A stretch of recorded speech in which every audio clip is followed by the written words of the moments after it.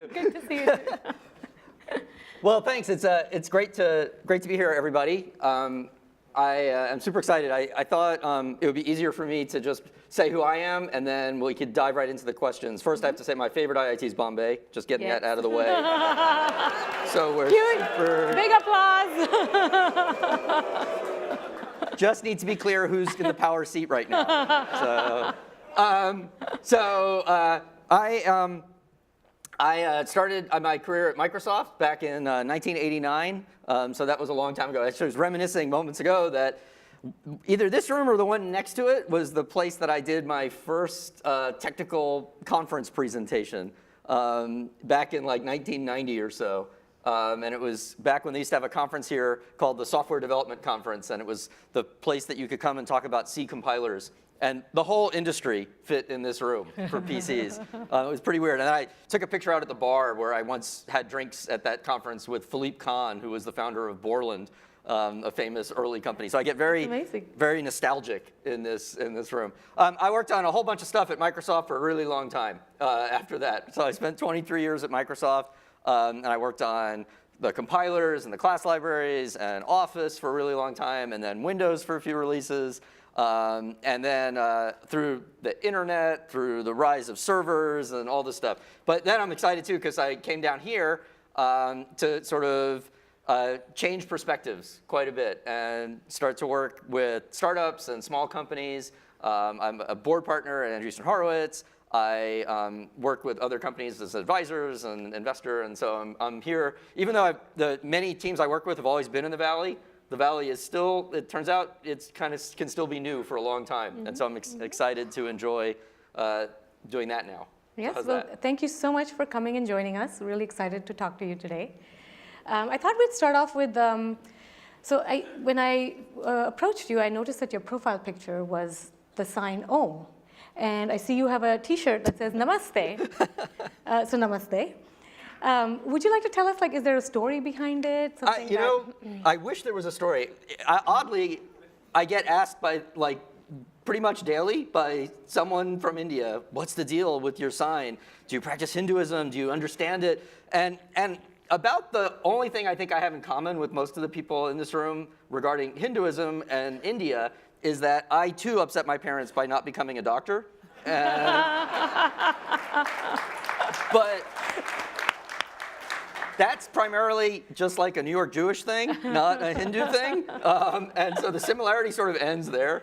But honest, the only story, which is sincere about it, is that whenever I started doing the social media stuff way back, whether it was blogging, 15, 18 years ago or whatever, the thing that always made me uncomfortable was just I was part of a big giant team, and I didn't like the idea of my face being the representation of the team. And so I always tried to shy away from photos of me or use of my name. And so I my blog was Tech Talk or Learning by Shipping. And so when I went to pick a profile picture, I just wanted something that was important to me that wasn't me and that sort of represented a teamness. So I've been practicing yoga, and when I say that, I don't want to get in a whole yoga fight. This is total American yoga. It is nothing at all. This is like the odd things that people in India tell me, so let me understand. In America, you make the room even hotter to practice yoga, which makes no sense. And then you do it like aerobics, not like meditation. So I do that kind. And of course you can't, the minute you order clothes, they start asking you for Om things and Namaste things. And so I have drawers filled with things that say those on them. Okay. And so I picked the sign. So no That's big, great. Giant story, no secret. But we found out you're a big yoga fan. There you go. Okay. But American yoga. I don't want to get quizzed on India yoga. Okay. We won't quiz you on that. I practiced in India before, and it was nothing that I'd ever been familiar with, so it was an awkward moment. The room wasn't heated. Of course, it was 115 degrees outside, so. Okay, so you knew about IIT Bombay.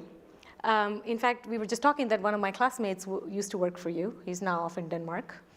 What is your opinion, what is your perception of the IIT Janta, as we call it, the IIT mafia? Well, the perception is, it's not a perception, it's a reality. I mean, these are the leading institutions of the world, particularly in science and engineering. And it's it's an amazing global asset. And for me, like I first came across IIT when I literally had absolutely no knowledge of it when I was in college at Cornell. And as you know, sort of this common kind of thing, one of the guys that lived in our dorm had done 2 years at IIT and then came out to Cornell. And the only thing I knew about IIT was that his textbook, the Kernighan and Ritchie C book, was like an illegal copy. And I think we all have one of those. right, and he was like, why did you pay $45 for it? Mine was $4. And that was my introduction to India copyright law. And as and then I get to graduate school, and there's a bunch of IITians in the graduate school, and then of course at Microsoft, as soon as I got there, you see them everywhere. And then as we gradually expanded our R&D and we opened up the Hyderabad facility, which was staffed with all these people from our team, like it's just a global resource for some of the best engineering. The thing that's interesting, I'm just curious, are you seated by number? Like, so as we go up, like, should I just assume the ones are all right here? Because that's what we don't have at Caltech ranking. and MIT, that clarity of performance. Like. So, here we're all gathered at IIT, one of a kind that Aman and team really put together. It's amazing. I was wondering if you have any tips for us in terms of how could we do more to keep that IIT getting together more, maybe brainstorming more, having more success stories that we can share across the globe. Like, do you have any thoughts on that for us? Well, it's super interesting. I think that this is a fairly unique forum in and of itself. In the US, the colleges are all very college focused. Like there's not like a congratulations, these are things done by engineering graduates of Caltech and MIT. I mean, you can't even get them in the same room, and they don't like each other. And I realize, the Bombay, Delhi, that might be like that, but I think that this is just this in and of itself is like an amazing start. And I always just encourage, sharing and writing and presenting what's going on. And I think that you always face that balance as a community of wanting to do things as a community and then wanting to invite other people in to see what the community is about. Yes. And I think that anytime you can sort of balance that, like you want to get everybody from IIT together, it's great that I got a chance to be here. Yes. Because I certainly didn't go, and so there's opportunity there too. Yeah, well, thank you. And I think we're going to continue these events, so hopefully you'll continue to join us. We look forward to that. Moving on to your thoughts on India. I know we talked about your opening offices there. You've been very closely involved with a lot of leadership in India. What do you think are the greatest opportunities for India in terms of technology? Like, where are the gaps that you're seeing that people in this room could fulfill and fix? Well, I mean, it's super interesting. I mean, like India is, it is what it is. It's the population is the population, the opportunity is the opportunity, and it's just been amazing. I mean, I remember back when all of a sudden Goldman Sachs, the investment bank, started talking about BRIC, and then immediately the people I knew from Brazil said, we're not like RIC. And then the people I knew from Russia were like, we're not BIC. And the people from India were like, leave the I out of that one. And China, I went and lived in China, and I could say it didn't belong in that either. And so even early on, like just there are always these differences. And I think India's income diversity is definitely a huge opportunity, but it's also a huge challenge. And how new products evolve is going to be super interesting. And my view of it is the products will naturally evolve that come to change India primarily from within. And I think you have the talent to do that. And I think it's just going to be very natural, the way that we see it happening in China. Like where the biggest used social networks, the biggest used apps in general are all from the native from within the country. And I think that's a huge opportunity. The flip side is you face many of the similar challenges that we face here in the US, and they're just in a different way, which is just, where does the role of regulation fit in a time of these big changes? And I'm fascinated by it. People, the Brexit thing that happened this week, some segment of people thought that was about, the EU regulatory climate and living under the oppressive, crazy regulations of the EU. And then I'm thinking, geez, we have a whole big giant city in the US that just outlawed Uber and Lyft. Like it doesn't get sort of crazier regulatory climate than that. And so regulation is hard everywhere. Yeah. And I think it's probably amplified in unique ways by the history. And it makes it difficult from outside investment to navigate, just because outside investors don't have, and by investors I just mean companies, don't have the history. So they just show up, and there's always that assumption that the rules will be roughly similar, and then they're not. And then you run into these obstacles and challenges. Yep. So let's talk about that regulatory environment that you were talking about, where Facebook was trying to launch Facebook Lite, and a lot of people actually thought it was a great idea. And you have a great blog on your thoughts on it after the Indian government decided not to let it go through. A lot of people thought it was not a great idea too. There was a lot of thoughts on it. It's an incredibly challenging situation. I don't have like a formalized opinion on the way it is in India as much as I've spent a lot of time. I've spent a huge amount of time in super poor, super rural Africa, a lot of time in China, in the West where it's really poor, and certainly a bunch of time in India. And for one reason or another, like my own view is that the best thing that can happen, and this is what I would say is, this is in the words of the people that it happens to, is that internet connectivity, it alters their existence in a positive way. And so I'm just a fan of getting access to people however they can get it. And I have a really good friend in the slums of South Africa that started free Wi-Fi. And he, through amazing efforts, like managed to secure the bandwidth and the access points and all of the stuff to just in the most intense, crime-ridden, segregated, awful places of South Africa bring Wi-Fi. And it altered the society there. And so I'm just such a believer that even no matter how it gets there, getting some access is better than no access. And I understand the concerns, and I think I'd like to see people work through the concerns rather than just say no access. Yeah. So you think connectivity is better than nothing? Well, it's not, and I try to word it so that it's not me. Like when I visited, I was pick a country in Africa, and there's no water. They don't have fixed roofs, they don't have roads, and they have smartphones. And then they just tell you, I'd rather have this, holding up a smartphone, than a new well. And you just, it's not me, and I'm not asking them, I'm not leading them on. They just tell you, we have water. It's a little far away, it's inconvenient, or it's risky, but the smartphone even changes getting there, because we can text ahead, is the well safe today, is it producing today? So it just changes the dynamic, and that's what I keep seeing everywhere I go. And is that what you believe is one of the biggest challenges for a lot of these emerging markets, where the rural areas are so unconnected that really just bringing connectivity is the first step? Absolutely, and physics is real, and India is a giant country, and you even see this in the bigger countries, or in China, they solved it because the way that the government works, the government just wakes up one day and says, we're going to solve the problem, and then poof, it's solved. They just, your farm now has a big giant cell tower in it, and you don't get a vote, and that's how they solve it, and that's one way to solve it.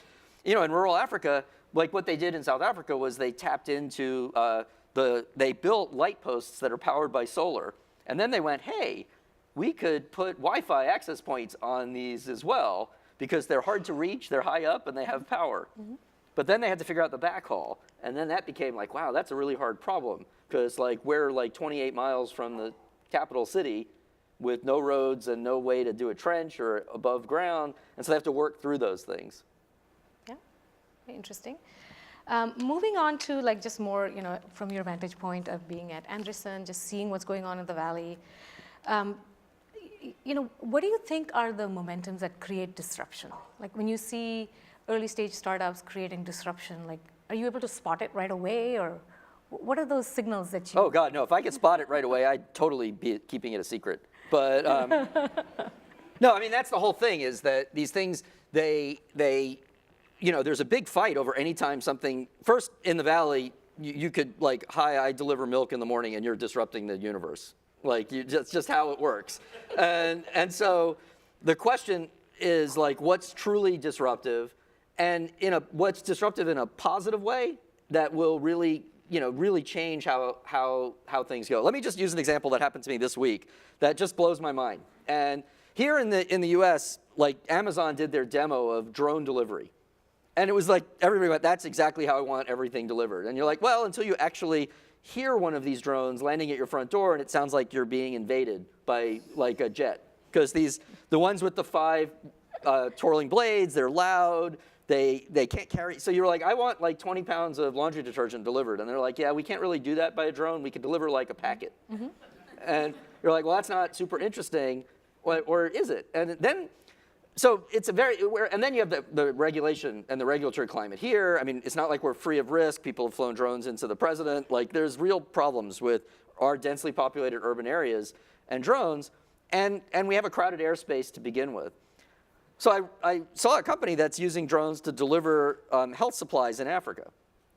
And at first, you're like, all my questions are like, well, how are you going to deliver? Like, you need a bunch of vaccines, and you need a refrigeration unit, and you need a lot of like lift. You need the same 20 pounds of detergent. Plus, Africa's really big. And then they just show you a map, and they say, well, we use fixed-wing drones, so they're quieter. We drop the supplies from a parachute, so you never have to land, and we can drop them on a parking lot, on a parking spot size thing, and we can deliver 3 times a day to the same clinic. So and that way you don't need a refrigerator. You could deliver whole blood products, refrigerated vaccines, and all of a sudden you don't need to build that road. Like, I was in Somalia, and there's a 30-mile road between Hargeisa and the city in Ethiopia on the border, and it's 28 miles, and it's flooded every year, so there's no road. You just take a 4x and get there, and that's the main way that everybody in Somaliland gets their supplies. If you just had a drone, you could never worry about rainy season, just deliver stuff all the time, and not keep lobbying the World Bank to build a giant highway. Right. And is that the disruption in your mind? Like, you don't even need roads anymore? Right. You just, like, the way that everybody now just goes in hindsight, oh, we're never going to get PCs, we're just going to use our mobile phone. Right. We're never going to have RJ45 jacks and the internet in our home, we're just going to use wireless.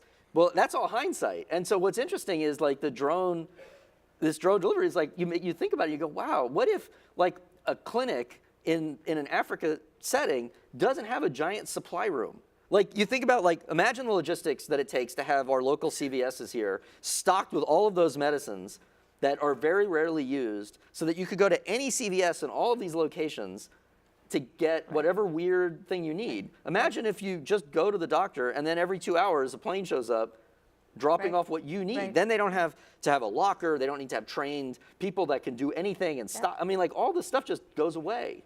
Like roads and trucks and supply centers, and the whole thing just changes. So you're talking like a big leapfrog. You're just leapfrogging the current A total system. leapfrog of how it works. The way that, like they're going to just leapfrog television networks, and it's all just YouTube, Yeah, for sure. See, when you have a person asking you questions, it benefits you to say nice things to them directly, because it softens the questions as they come. So do you think, like, leapfrogging is easier for a startup or for a country that is emerging, right? Like, is it easier when you really don't even have that previous infrastructure to think about, and you're just moving directly to something new? Well, it's an amazing thing, because it turns out, like, it didn't even occur to me that, like I remember just one trip in China, and like I was in the classroom at their IIT at Tsinghua, and the students just didn't covet laptops. Like, they all had phones, and they were just doing everything on their phones. And you're like, when are you going to do your work on a computer? Me, the Microsoft, and they're like, why? Like, everything is right here. Like, I use a computer to play games, and like when I want to type really fast. But it turns out they all skipped, like, typing, and they type in a whole different way. Like, it's just, they're all mobile. And it's only after the fact that you can sort of see this leapfrog taking place sometimes. Right. And so you kind of are always on the lookout for it. But it is really, it's an amazing thing when it happens, because, I like, just imagine it personally, like I'm watching them leapfrog over everything we did. We had, like, these initiatives to, like, sell another 1 billion computers, because we thought everybody was going to need a computer. And then you wake up and, like, they found really, really small computers that are always connected to the internet. And they don't need a big one. Yes. But like, if you think about a company, right? Like, is it easier for a startup to leapfrog in that same way than it is for a bigger company like a Google or a Microsoft or a Apple? Like, is that, or is there, like, processes even in bigger companies that are deployed which can make sure that disruption and innovation are happening?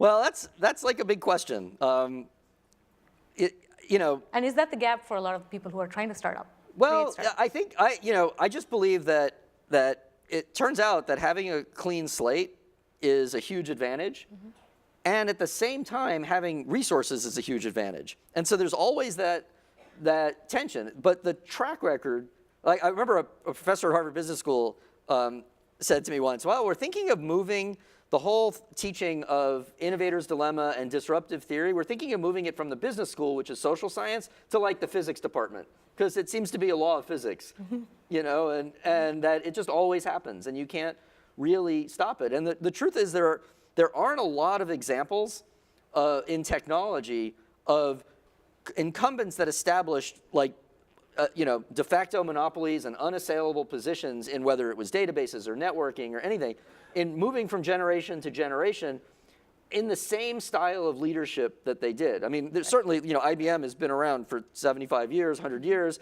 and they're not going anywhere. But you don't think about them the same way that you would have in 1975 when they were a nation state practically. And so I don't know, it's very hard to come up with these examples where the big companies, and what if I had a lesson that I've learned, which, about that is, when you're in the big company, you're like, okay, we see this coming, we want to change it, putting aside all of the internal dynamics over revenue and operational costs, and the thing is, what your view of risk is so much different than the startup. Like, you think, oh my God, this is the biggest change we could ever do for our customers. And a startup, it looks at you and goes, that's like from a 10.1 to a 10.12. Like, that's not a change at all. And you're like, oh my God, but geez, we're doing, I was talking to a Googler yesterday about when we changed the user interface in Office, like the interface that everybody sees today used to not be it. And it was like a galactic change. I mean, we wrote a Harvard Business School case about it, and now in hindsight, that was like a 10 to a 10.1. But at the time, I was sick to my stomach every day. We thought we were going to put the company out of business. And it turns out it's just never like that. So no matter how radical you think you're being inside of a giant organization, relative to the outside world, it's not radical at all. So is it better for big companies to then look outside and acquire, or is it better for them to maybe start up units that are starting from scratch and don't have any thoughts on that? Well, all of those are good ideas. The track record for this entrepreneurship, where you start something, is very poor. The only project, people like Skunkworks or whatever, but if you just study it statistically, generally speaking, the only one that ever worked was the actual project called Skunkworks, which was the U-2 spy plane down in LA. But after that, they never really worked so well. And it's just because of this, you could think of a big company as like a gravitational pull and the desire to have everything eventually fit within a conceptual model. And that's even more challenging. I mean, this is all very personal, but it's even more challenging when say your company is primarily an enterprise company. Well, by definition, that means all your customers expect every motion, everything you do to fit within a model, like a Gartner report. This is related to that, that thing connects to here, they have APIs, it's all part of an architectural diagram, and you can't come out with something that doesn't. Because then, your customers just go, it doesn't fit, so I don't know where it fits into my IT strategy. And so the internal ones are very, very hard.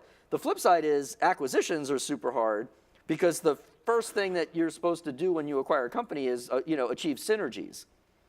And synergies are basically, let's take the thing that was really cool and different and not what we were doing and turn it as quickly as we can into something we might have done ourselves but didn't.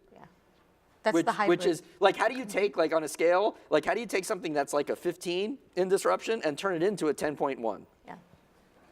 That's basically what the plan always seems. Every time you hear the word synergy, it means, let's make it a 10.1, because that 15, wow, uncomfortable. Yeah, it's very interesting. What are some technology trends that you're seeing that you're really excited about? Well, for me, the one thing that I completely can't get enough of is the meta theme, which is not a technology, but it's just how work is changing. Because I grew up, my first summer job in college was at what I affectionately refer to, I don't want to get all political, but I affectionately refer to it as the missile factory. And it was a giant defense contractor in Orlando that made giant missiles. And my job was to push the original IBM PC around on a cart and drop it off for generals to use. And the generals looked at me like, it was like, imagine this, it's like me in my little short sleeve dress shirt and my tie, pushing with like a computer around, unboxing it, dropping it off at the general, who then says, what am I supposed to do with this? I don't type. And then my pager would go off, and I'd have to run back to the office to fix some general's computer. And what was interesting though was, by accident, I ended up being right there at the right time when work was changing. When, if I were to come back in 5 years, all the new generals will have finished graduating from typing school and will have learned to type. And all the new recruits that at that company or in the Defense Department were learning in college with computers. And everything just changed. And then like, by the time I graduated, I mean, like to put it in, like my freshman year, my writing class was like a big experiment. Can students, are they gonna do a good job learning to write if they use a computer? And literally our class was divided into two groups, like a control group that wrote papers on a typewriter, and then the other group got to use a word processor, like with 8-inch floppy disks. It was crazy. I remember the floppy disks. And so, but throughout that, I was like watching every job change. My cousin is 2 years older than me, and like she used to joke about getting the kids to do a spreadsheet. She's a banker. And she would get the kids in the office to use a spreadsheet. I'm like, you're 2 years older than me. And so now you just see it. Like one of the companies I'm lucky enough to get to work with is called Product Hunt. And it's all about new innovations and makers bringing things to market. And like I watched all of them, how they even build their products. And yeah, they build them all sitting in front of on Macs using AWS and all of that full stack. But the collaboration and communication, it is completely, it is like the general looking at the PCs. And it's just all different. They do it all very asynchronously. They don't have meetings. They don't write reports. They don't make slide decks up. Right. And it's just a whole different world. And I think whenever you see that, the opportunity for new tools and enabling it is a big business. Like it's not just it's gonna be super cool when people build breakthrough products that support that the way that, whether it was Lotus or Bullard or later Microsoft, that supported that sort of office productivity. Do you have any like favorite products that you can share with us? Favorite products, apps? Well, it's hard to, like these questions are always tricky because it always sounds like I'm talking my book, like, and I'm not an investor, so I won't, like, but No, just personally. Yeah, I mean, look, like one of the things I just love the most about mobile is my hobby is photography, so I'm an aspiring amateur photographer, is how I refer to myself, and like, just the ability, like every day there's just new apps for like how to manipulate and deal with images, and it's just crazy the things that you can do and the creativity around them, and even just like a new Instagram set of filters, and it totally changes the way that you think of images. Obviously for work, Slack is just a huge change in how things are done and work. I'm a big Box user. Of course, I'm an advisor to Box, so like it's always like I'm talking my book, but it's changed. Like I took a bunch of pictures of these drones, I put them on Box, I never think about them again. Every time someone sends mail saying, hey, where are those pictures? I don't dig through attachments, I don't send them low-res versions. They have like a bunch of raw files they can go deal with. And so across the board, but I don't have any secret ones or any new ones. I use everything. Like it's part of what I'm enjoying is, and I did this at Microsoft too. I had an iPhone. I waited online the first day to get an iPhone. Used it until the IT people turned off the ability to read my corporate mail with it. So that was a big fight. I used a BlackBerry while it was being tested, and so I just love new things. That's awesome. So Instagram is one of your favorites. I'm actually, I gotta say, I love using it. I actually like using it just for the filters and stuff. I'm not as big on the Instagram network, just because I didn't spend the energy to create it. And so now I'm sort of slowly building an Instagram network and paying attention to, but the thing about Instagram that's new for me is all the yoga teachers of the world have like these Instagram feeds. And there's a whole thing in yoga class about like, that's not a really good pose. It's just a good pose for Instagram. which means it's ridiculous. But it attracts people. Oh, well, because you look at it and you go, well, that's obviously some filter that makes your legs bend over your head backwards. And so like it is amazing, like the talent that people have or the lack of bones. Yes. So I'd love to throw it out to the audience if the audience has any questions. So we have a microphone up front. So if not, she has like a longer list. Yes, I have a long list of but questions. it would be great. You're welcome to come up and ask away. And while we're waiting, I will say on the Instagram front, my kids have told me never to sign up for Instagram because the day I do, they're going to leave. So the day I joined Facebook, they left. I'm now on Snapchat, and they're leaving pretty soon. Snapchat scares me. I haven't figured that one out yet because I turn it on and I'm like, am I sending out video right now? And I get really confused. And I've sat in Product Hunt getting like demos from like the kids, and so I'm still a little terrified. I've read the tutorials for olds.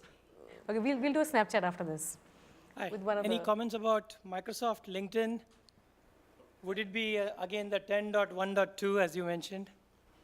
Oh, I'm excited for whatever the company is doing. I'm a big fan of, I'm always going to be a big fan of Microsoft. And the only thing you see from me now is I'm allowed to say products aren't working or they aren't for me, which I used to not be able to do. But I'm optimistic as ever and hopeful for all my friends that still work there that this will be fruitful for them.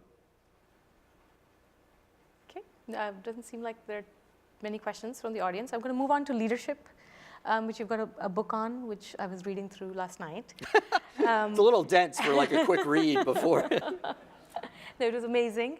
You have a lot of thoughts on like what is the difference between a strategy and execution, especially as teams get bigger? How do you make sure that top-down strategy meets the bottoms-up execution? Can you talk to us a little bit about that? How do you build up teams that know what the strategy is, execute against that?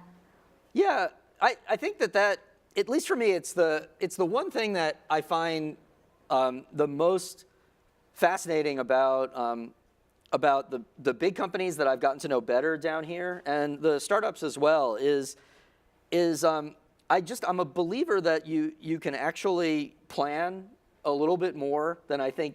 What happened was there was, IBM created the field of software product development, and it was very much like hardware product development. Like it was mirrored after this very long product cycles and this notion of testing and all that. And they built like the most remarkable, reliable systems in the world that still run with compatibility.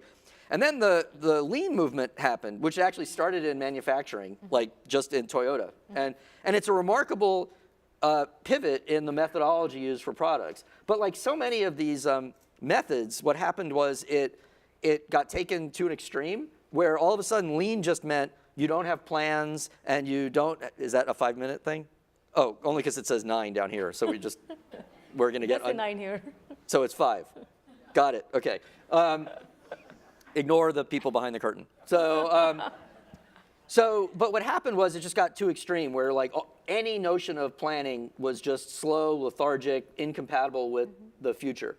Like when I moved over from Office to Windows, Office was known for being, very rigorous in planning and reliable in delivery. And the Windows team, it wasn't. And so it was a big surprise. Like some of the groups that were like the services that were doing like what is Hotmail or what was Messenger or SkyDrive, OneDrive, were like, no, we can't do this planning stuff. And then you start looking and you're like, it's chaos. Mm-hmm. And so I think what's happening right now, in fact, I just read a blog post last night. It's the end of the agile movement. And I think what's happening is there's a little bit of a pivot back to like maybe we can have a plan. And I think that there's just a high value in how you do that. Mm-hmm. And then there's ways to do it so it's a scalable process so that it doesn't look like IBM and the waterfall. Mm-hmm. And at the same time, it doesn't look like, hey, it's Tuesday, what should we do today? Yeah, what are we pushing out today? Yeah, and I feel like the two things that have changed just in the past 2 or 3 years are that and like a renewed focus on quality. And I think that they were connected. Like the idea that you could fix anything because you don't know what you're doing on Thursday means you don't worry about what you do on Tuesday because you could fix it. And if the data doesn't show it needs to be fixed, then why bother? That's right. And that, of course, led to, even at the biggest companies, like people have been critical of Android and iOS for like quality, and I think it's reasonable. So it looked like we have one there, and then we have the. And then I have a last question that I'll ask you. Earlier you said that some access is better than no access in context of Facebook coming into India. And then you also talked about your friend out in South Africa that provided free Wi-Fi to the slums. Do you have any comment with regards to providing some access that is heavily curated through commercial motivations? Well, the way I that's a very polite way of asking the question, so I appreciate that. Let me answer it the way that I believe to be the truth as opposed to what might have been perceived as a risk. And I think those are very different things. In the US, when telephones were introduced, the problem was that the government mandated that everybody get the access to a phone line, but that they didn't have to have a phone. And then when they had a phone, the billing mechanism was like per call. So what was happening was all of these companies were starting to do mail order, where you could call up Sears Roebuck and have farm equipment delivered to you. But those were expensive long-distance calls. So here you had this thing that you could do. And what the government allowed was, hey, we have these things we're going to do called toll-free numbers. And if you want to order something from Sears, they'll pay for the call. And so the neat thing was, like, now I could use my phone to get stuff that I really wanted, and it would just show up. But if you think about it, that was a heavily curated commercial list of people I could use my phone for.